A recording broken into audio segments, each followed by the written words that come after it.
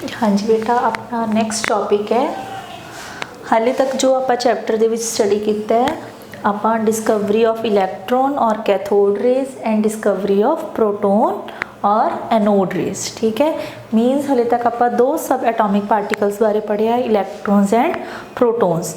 तो next topic है कि ये जो इलैक्ट्रॉन और प्रोटोन्स ने ये एटम्स दे विच अरेंज किद्दां ने, किद्दां पए हुए ने। ठीक है, तो उहदे लिए डिफरेंट मॉडल्स ने। फर्स्ट मॉडल है Thomson model and second model है Rutherford model of an atom. ठीक है, असीं वन बाय वन पढ़ांगे। तो टॉपिक की हो गया बेटे अपना अरेंजिंग इलैक्ट्रॉन्स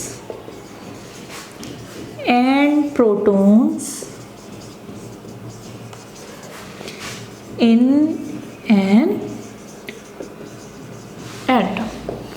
ठीक है, जो यही इलैक्ट्रॉन्स ते प्रोटोन्स ने वो एटम्स दे विच किस तरीके नाल अरेंज ने, उस बारे असी जो फर्स्ट मॉडल पढ़ना है दैट इज थॉमसन मॉडल।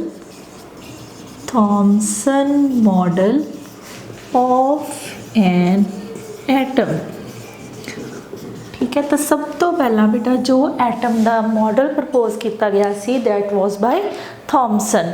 ठीक है, अकॉर्डिंग टू थॉमसन देखो असी की पढ़िया कि प्रोटोन्स उपर किहड़ा चार्ज है पॉजिटिव और इलैक्ट्रॉन के उपर किहड़ा चार्ज है नैगेटिव।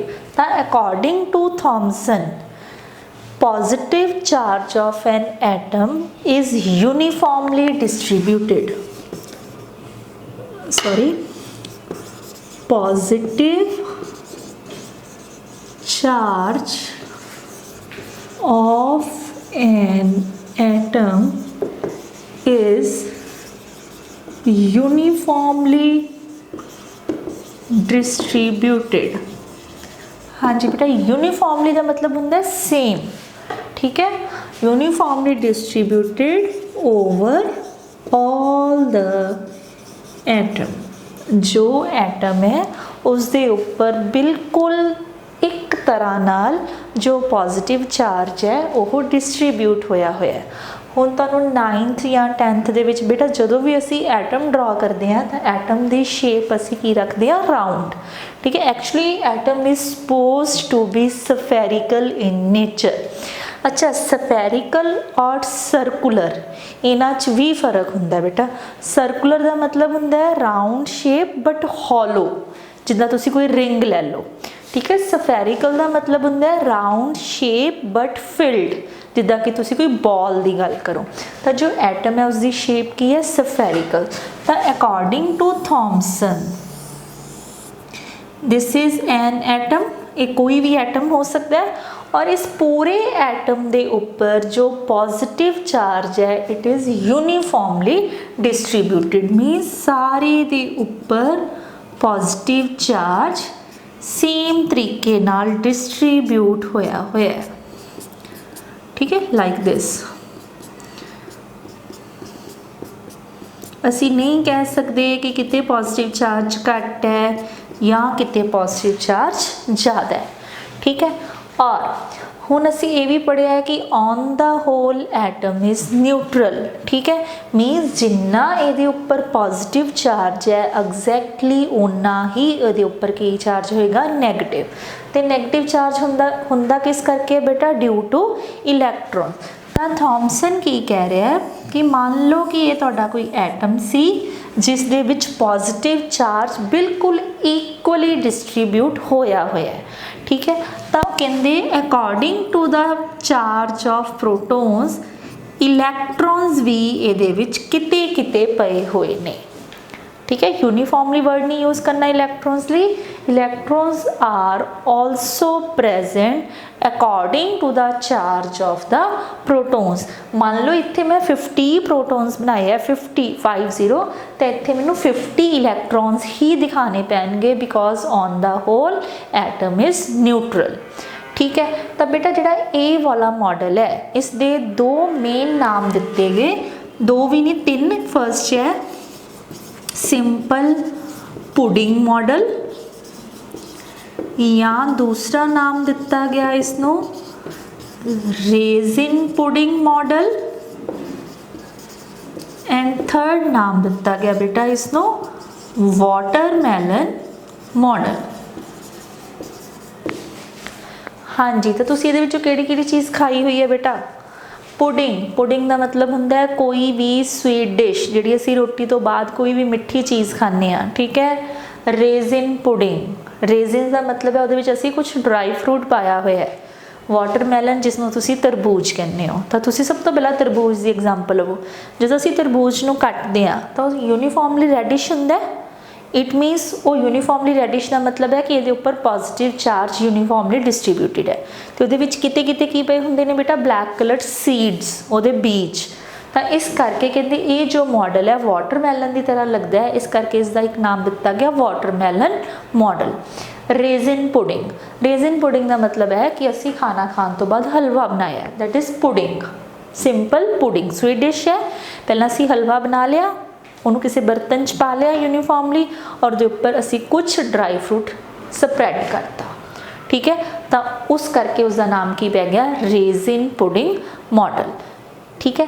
तो ये फर्स्ट मॉडल सी जिहड़ा कि थॉमसन ने दिता to explain the distribution of electrons and protons in any atom, ठीक है। बट ये जो मॉडल सी ये ज़्यादा एक्सपैरीमेंटली ठीक नहीं प्रूव होया, ठीक है। जो इसनों बाद विच इस मॉडल नूं अप्लाई करने की कोशिश की गई for the different structures of atom, this was not successful, ठीक है। ये मॉडल है जो पूरी तरह सक्सैसफुल नहीं सी। इस करके जो इस मॉडल दियां कमियां सी, जो इस मॉडल दियां लिमिटेशन सी, उन्होंने किसने दूर किया? नैक्सट मॉडल ने, that is Rutherford scattering experiment, और यू सिंपली से Rutherford model of an atom. तो सैकेंड मॉडल है जो वो केड़ा मॉडल है तुहाडा? रदरफोर्ड स्कैटरिंग एक्सपेरिमेंट, और you can say Rutherford model of an atom, ठीक है। तो हुण असीं उस दे बारे पढ़ते हैं कि रदरफोर्ड ने की स्टडी किया।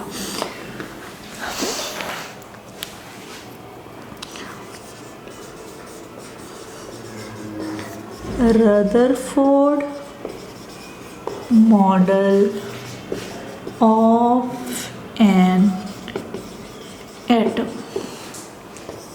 ठीक है। इसनों रदरफोर्ड स्कैटरिंग एक्सपेरिमेंट भी किया जाता है।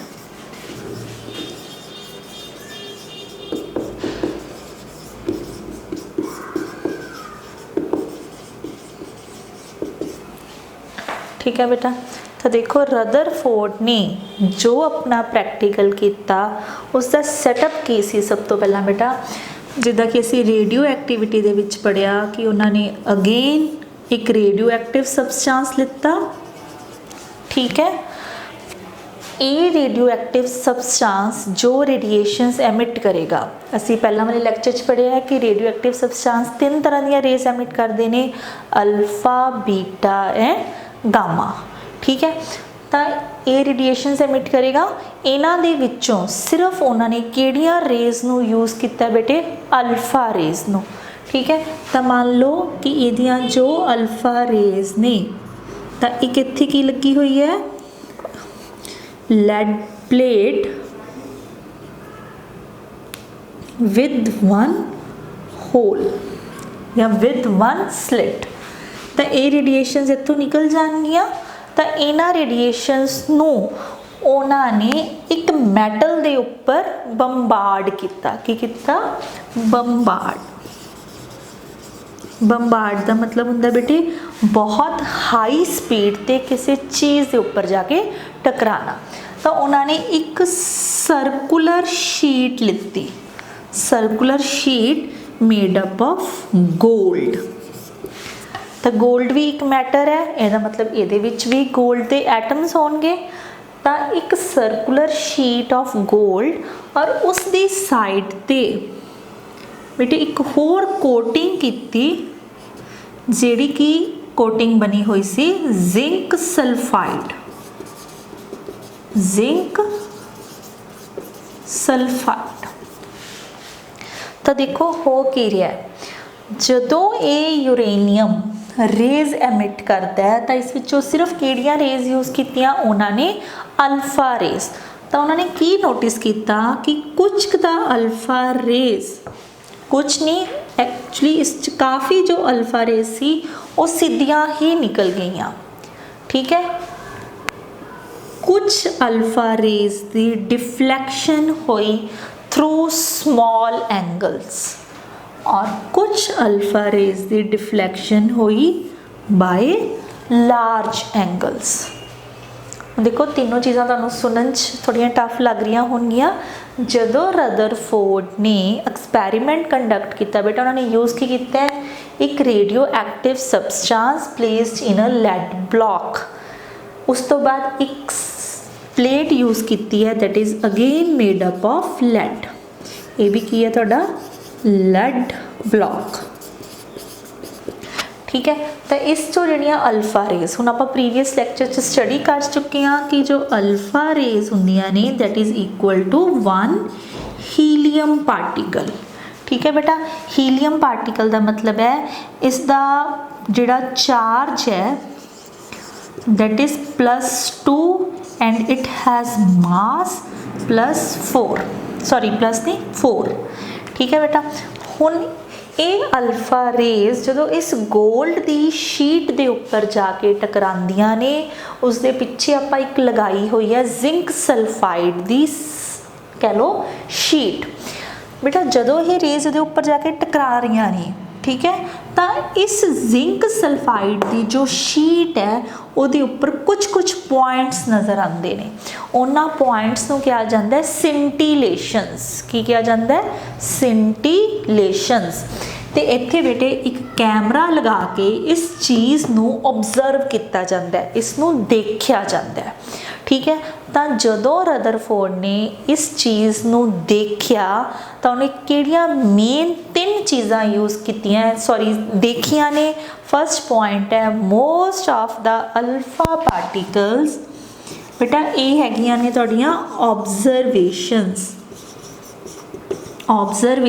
Of Rutherford model. तो फर्स्ट ऑब्जर्वेशन की है most of the alpha particles go undeflected। जो ज़्यादातर अल्फा पार्टिकल्स अल्फा रेज सी वो बिल्कुल सीधे ही चले गए, उन्हां दे रस्ते दे विच कोई भी चेंज नज़र नहीं आई। Means most of the alpha particles go undeflected. Next जो उन्होंने चीज़ ऑब्जर्व की, some of the alpha particles undergo small deflection। जो कुछ अल्फा पार्टिकल सी बेटा जिद्दां मैं आ वाली रे दिखाई है और तुहानू आ वाली, कुछ अल्फा पार्टिकल्स ने उन्हां दे रस्ते दे विच थोड़े जे एंगल दे नाल की होगी डिफ्लैक्शन। मीन जाना सी सीधा, कुछ एंगल तो वो मुड़ गए। ठीक है, स्मॉल डिफ्लैक्शन। ठीक है, and very few of the alpha particles undergo deflections by large angles। ठीक है, जेडे कुछ पार्टिकल्स सी उन्हां दी जो डिफ्लैक्शन हुई है वो बहुत ज़्यादा एंगल नाल हुई है। ठीक है, ताकि मेन 3 ऑब्जर्वेशन सी जो रदरफोर्ड ने देखियां। Most of the alpha particles undergo या go undeflected, some of the particles undergo deflection by small angles and some of the particles या very few of the particle undergo very large deflection। ठीक है बेटा, हुण Rutherford की कह रहा है, कहते थॉमसन का मॉडल ठीक नहीं है। थॉमसन कह रहा है कि positive charge is uniformly distributed. तब रदरफोर्ड ने क्या कि no, positive charge of the atom is not uniformly distributed. देखो आ तुहाडा रदरफोर्ड दा बेटा सी मॉडल, तो वो की कह रहा है positive charge is uniformly distributed. ठीक है,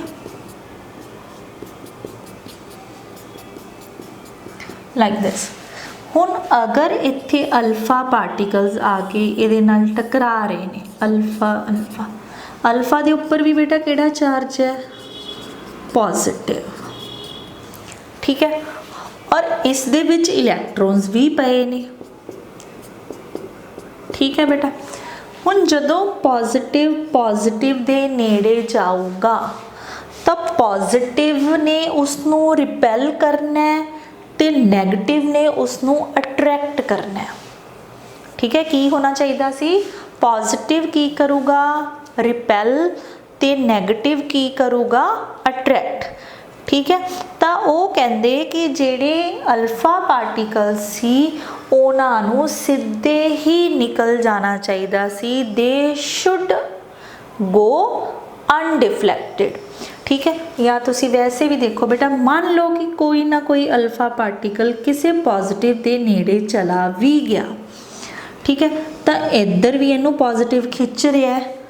ठीक है, कोशिश करूँगा इधर भी, तो अल्टीमेटली देखो इधरों जाऊगा फिर धक्का लग रहा, इधरों जाऊगा फिर धक्का लग रहा, मीनस उहदा रस्ता है वो जिहड़ा, जे उपरों धक्का लग रहा नीचों भी, लैफ्ट तो लग रहा राइट तो भी, तो इन्हां अल्फा पार्टिकल्स नूं की जाना चाहिए सी अनडिफ्लैक्टेड।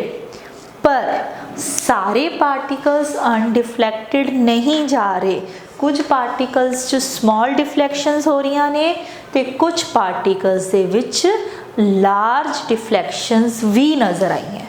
ठीक है, तो ये जो दो पॉइंट सी उन्होंने थॉमसन का मॉडल है जो एक्सप्लेन नहीं कर सकिया, तो इस करके रदरफोर्ड ने की एक्सप्लेन किया, कहते कि most of the alpha particle undergo अनडिफ्लैक्टेड।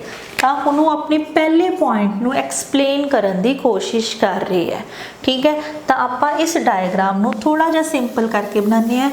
आप क्या सी गोल्ड एटम लिता उन्होंने गोल्ड, तो मान लो कि जो उन्होंने गोल्ड की शीट लिती है वो इस तरीके नाल गोल्ड के एटम्स पे ने। क्योंकि बेटा जिवें मान लो आप कोई भी मैटर की गल करते हैं वो सिंगल एटम तो हुंदा नहीं है, बहुत एटम्स हुंदे ने। ठीक है, तो मान लो कि आ सारे की ने गोल्ड दे एटम्स।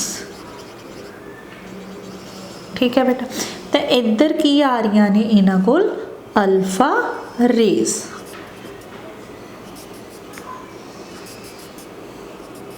ਜਿਹੜੀਆਂ कि उन्होंने किस चीज़ ਨਾਲ प्रोड्यूस कीतियां हुई ने, using radio active element that is uranium. तो ये सारियां की ने बेटा अल्फा रेज।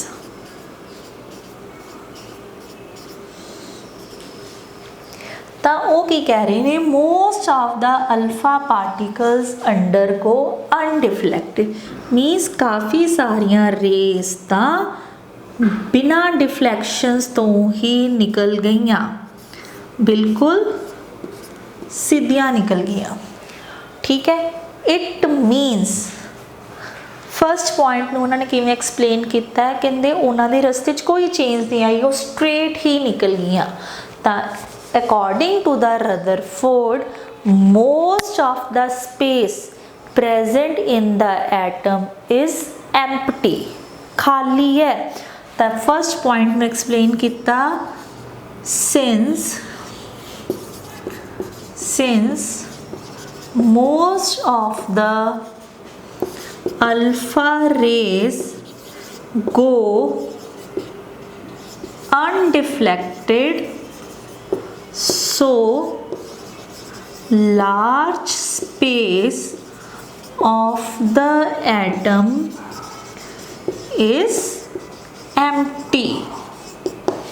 समझ आई बेटा, मीन्स जो एटम है वो काफ़ी जगह ते तां खाली है, मीन्स ना तो उत्थे पॉजिटिव है ना ही उहदे उपर नैगेटिव है, ताही है जो अल्फा रेज ने ना तो उन्होंने पॉजिटिव पिछे भेज रहा है ना उन्होंने नैगेटिव अपने वाल खिंच रहा है, तो की जा रहे ने स्ट्रेट लाइन। ठीक है, तो पहला पॉइंट जो रदरफोर्ड का सीगा वो की सीगा कि large space of the atom is empty. ठीक है, सेकेंड पॉइंट सीगा कि some of the alpha particles undergo small deflection. हुण देखो बेटा अल्फा पार्टिकल्स के उपर तो आपां नूं पता है किहड़ा चार्ज है, पॉजिटिव। हुण जिहड़े अल्फा पार्टिकल्स दे विच स्मॉल डिफ्लैक्शन हो रही है, इट मीन्स उन्हां दी किते ना किते की हो रही है, रिपल्शन। देखो अल्फा पार्टिकल्स आ रहे ने, उन्हां नूं एटम दे विच कुछ ऐसी चीज़ मिल रही है जिहड़ी उन्हां नूं अपने तो दूर भेज रही है। ठीक है, हुण देखो रदरफोर्ड दे अकॉर्डिंग वो की कह रहे ने, कहंदे मान लो कि एटम है, एक एटम मैं ड्रॉ किया है, इत्थे अल्फा रेज आईयां, काफ़ी सारिया अल्फा रेज तो सीधियां ही निकल गईयां। सैकेंड पॉइंट असी की कह रहे हैं कि कुछ अल्फा रेज ਜਿਹੜੀਆਂ ਜਦੋਂ ਇੱਥੇ ਆਈਆਂ ਇਹਨਾਂ ਦੀ ਕੀ ਹੋ ਗਈ, ਸਮॉल डिफ्लैक्शन। मीनस इन्हों ने जाना तो सी बेटा सीधा, बट इस एंगल नाल इन्हों की की होगी, deflection. Small deflection means by small angle. तो इस चीज़ को रदरफोर्ड ने एक्सप्लेन किया कि डेफिनेटली एटम के अंदर कुछ पॉजिटिव चीज़ एक जगह ते प्रेजेंट है, जदों अल्फा रेज उहदे नज़दीक तो होके गुजरदियां ने तो वो उसनू की करदियां ने, डिफ्लैक्ट। ठीक है, तो it means some of the alpha particles are deflected by small angle because they interact with the, तो सेकेंड पॉइंट उन्होंने की किया, some rays undergo deflection by small angle because atom consist of a heavy positive charge at its center। हरेक atom दे centre दे विच positive charge present है, और जो रेज इस पॉजिटिव चार्ज दे नेड़ेों निकलणगियां उन्हां दे विच की हो जाएगी, कुछ ना कुछ डिफ्लैक्शन। ठीक है, दस पॉजिटिव चार्ज ये सेंटर दे है, so some rays which pass near this centre experience small deflections. ठीक है, तो ਜਿਹੜੀਆਂ कुछ रेज बिल्कुल सेंटर के नज़दीक तो होके निकलदियां ने, उन्हां दे विच की आ जाती है, स्मॉल डिफ्लैक्शन। तो थर्ड पॉइंट अपना की सीगा, very few of the alpha rays undergo large deflections, या तो उन्होंने विच डिफ्लैक्शन ही बहुत ज़्यादा है, और even some of the rays come back. कुछ क रेज इदां दियां भी ने बेटे ਜਿਹੜੀਆਂ कि जिस रस्ते ते जांदियां ने उस रस्ते तो ही वापस भी मुड़ आंदियां ने।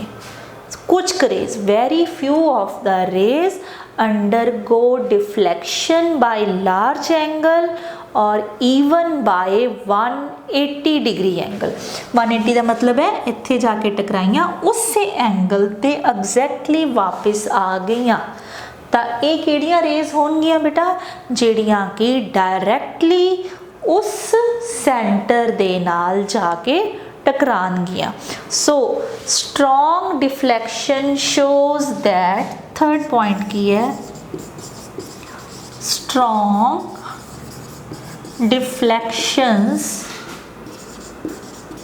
show that some alpha rays strike directly with heavy positive charge present at the center, present at the center।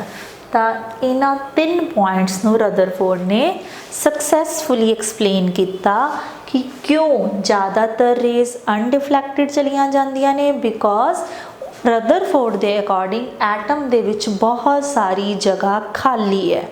दूसरी सम रेज च डिफ्लैक्शन हो रही है बट बाय स्मॉल एंगल्स। तो वो किहड़ियां रेज ने जिहड़ियां बिल्कुल सेंटर दे नज़दीक तो होके निकल रही ने, तो उन्हां दे विच की ऑब्जर्व की गई है, स्मॉल डिफ्लैक्शंस। तो थर्ड की सी, very few of the rays undergo large deflections और even come back. Come back का मतलब है जी उन्होंने डिफ्लैक्शन है वो किन्ने एंगल तो हो रही है बेटा, 180 डिग्री एंगल तो वो किहड़ियां रेज होणगियां जिहड़ियां डायरैक्टली सेंटर दे नाल जाके टकराणगियां। ठीक है बेटा। तो इन्हां सारे पॉइंट्स तो रदरफोर्ड ने एक चीज़ नूं क्लीयर करता कि हरेक एटम दे सेंटर विच एक बहुत heavy positively charge structure present है और उस हैवी पॉजिटिवली चार्ज स्ट्रक्चर नूं असी किस चीज़ का नाम दिन्ने हैं, न्यूक्लियस। तो हुण तुसी लिखना है main points of Rutherford model. ये बेटा बहुत इंपॉर्टेंट ने तुहाडे एग्जाम्स लई, प्लीज़ इनू नोटबुक ते अपनी ते नोट कर लियो। तो main points of Rutherford model की ने, फर्स्ट पॉइंट है रदरफोर्ड मॉडल दा, each atom consist of a heavily positively, या हैवी लिखो बेटा इत्थे, heavy positively charged structure known as nucleus present at its center। हर एक एटम दे सेंटर दे विच एक बहुत heavy positively charge structure present है जिसनों उसने की नाम दिता, nucleus. Radius of this nucleus is about 10 raised to power minus 10 metre. ठीक है बेटा। सेकंड पॉइंट सी, the positive charge of the nucleus is due to protons. क्योंकि बेटा ये चीज़ असी पहले ही कह चुके हैं कि एटम दे विच पॉजिटिव कौन हुंदा है, प्रोटॉन्स। ठीक है। The magnitude of positive charge is always equal to the negative charge. इहदा की मतलब है कि जिन्ने भी किसी एटम दे विच प्रोटॉन्स होंगे एग्जैक्टली उन्ने ही की होंगे इलेक्ट्रॉन्स। ठीक है। Third, the mass of the nucleus is due to protons and some neutral party। तीसरा पॉइंट की है बेटा कि ਆਪਾਂ कह रहे हैं कि हैवी है मीनस वो भार है काफ़ी, ਤਾਂ ਉਹ ਜਿਹੜਾ ਉਸਦਾ ਭਾਰ ਹੈ ਉਸਦਾ ਮਾਸ ਹੈ ਉਹ ਦੋ ਚੀਜ਼ਾਂ ਕਰਕੇ ਹੈ, ਇੱਕ ਤਾਂ ਪ੍ਰੋਟੋਨਸ ਕਰਕੇ बेटा और सेकंड कोई चीज़ है ਜਿਹੜੀ कि न्यूट्रल है मीनस वो हले चीज़ नहीं पता सानू की है जिस करके किसी एटम का मास हुंदा बट डेफिनेटली वो चीज़ है जो एटम दे विच प्रेजेंट है। देखो क्योंकि आपां पढ़िया होया है कि जो इलैक्ट्रॉन्स हुंदे ने उन्हां दा मास तां असीं इग्नोर ही करते हैं। कितना मास पढ़िया सी इसी इलैक्ट्रॉन्स का 9.1 × 10⁻31 kg। ठीक है, तो मैं उस दिन भी तुहानूं दस्सिया सी कि it is considered to be negligible. तो जिहड़ा मास है वो सिर्फ दो चीज़ां करके, एक तो प्रोटोन्स, जी सेकेंड चीज़ है वो हले इन्वेंट नहीं हुई, पता नहीं है बट आइडिया है कि डेफिनेटली कुछ ना कुछ होर हैगा एटम दे विच जिहड़ा कि उसके मास दे विच हिस्सा दे रहा है, पर वो की है वो हले आपां अगे इन्वेंशन उसकी पढ़नी है। ठीक है, नैक्सट पॉइंट लिखो, the nucleus is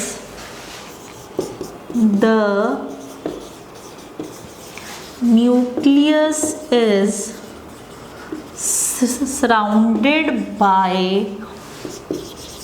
negatively charged electrons। जो न्यूक्लियस है उहदे आले दुआले की पिया बेटा negatively charge structure known as electrons. Fifth point जो है, the electrons are not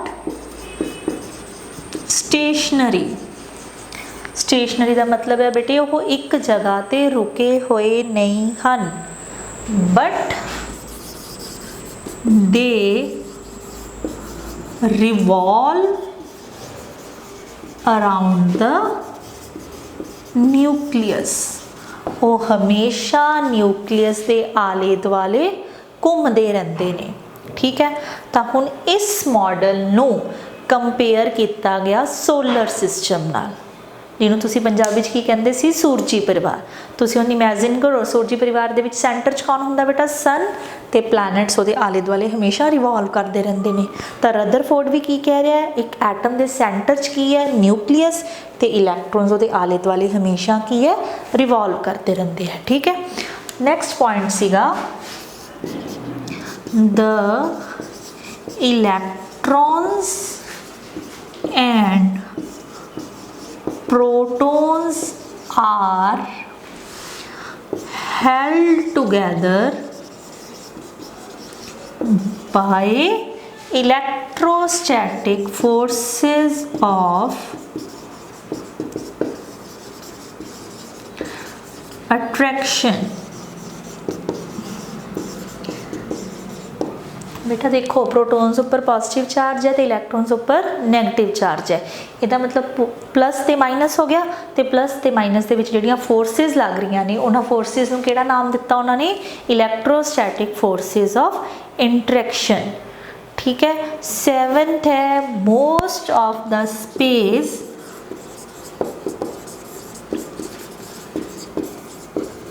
around the nucleus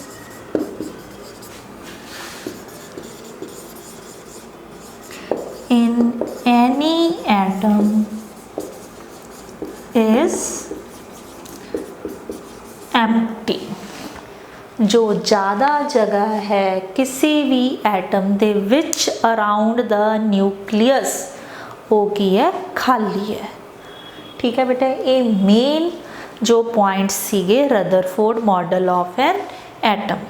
तो ठीक है बेटा, ये जो 7 पॉइंट्स ने ये तुसी अपनी कॉपीज़ से जरूर नोट करने ने because they are very very important. तो हुण देखो बेटा अल्टीमेटली जे असी सोचिए रदरफोर्ड ने की क्या है, any atom consist of positively charged body present at the centre. तो हरेक एटम के सेंटर दे विच एक पॉजिटिवली चार्ज स्ट्रक्चर प्रेजेंट है और जो इलैक्ट्रॉन्स ने वो इस दे आले दुआले घूम रहे ने।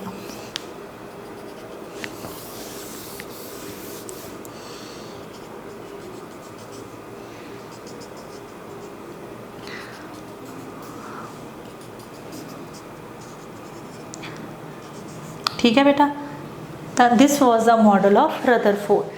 तो आ जी बेटे जगह है ये की है, खाली है, बिल्कुल एम्प्टी स्पेस है इन एनी एटम। ठीक है, तो हुण असी ये चीज़ अगले मॉडल डिस्कस करांगे कि मैं क्यों कह रही हाँ कि इलैक्ट्रॉन्स इत्थे ही घूम रहे हैं, मैं क्यों ये नहीं कहा कि इलैक्ट्रॉन्स इत्थे भी घूम सकते हैं। ठीक है, मैं कह रही हाँ कि ये जगह हरेक एटम दे विच खाली है। ठीक है, इलैक्ट्रॉन्स नूं किवें पता लगता है कि असीं सिर्फ इन्ना पाथ दे विच ही घूमना है।